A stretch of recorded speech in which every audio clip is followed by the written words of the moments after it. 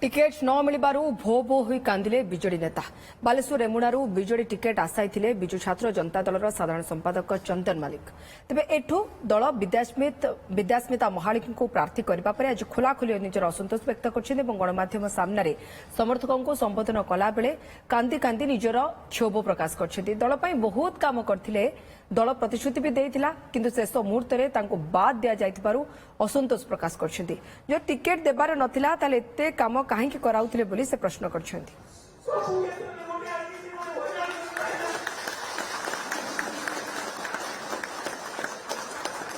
पंचायत स्तरीय प्रोग्राम सब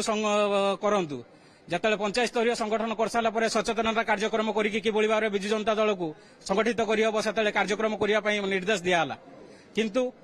फलस्वरूप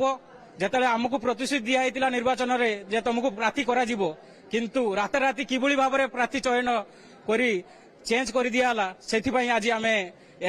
मोर कर्मी माने जते अछन सब आज आमे एकजुट करिसंदी जे हमर गोटे निर्देश जे हमकु प्रथमे हमकु जे को प्रोसेस रे से माने निर्वाचित प्रतिनिधि जे माने अछन जाको बाछिसंती विधायक प्रार्थी बदे से को प्रोसेस रे बाछिसंती सेटा तो कहंतु ता सहित आमको जदि तांकु जदि बाछिबार थिला आमको कोन पई दल कामर लगौतला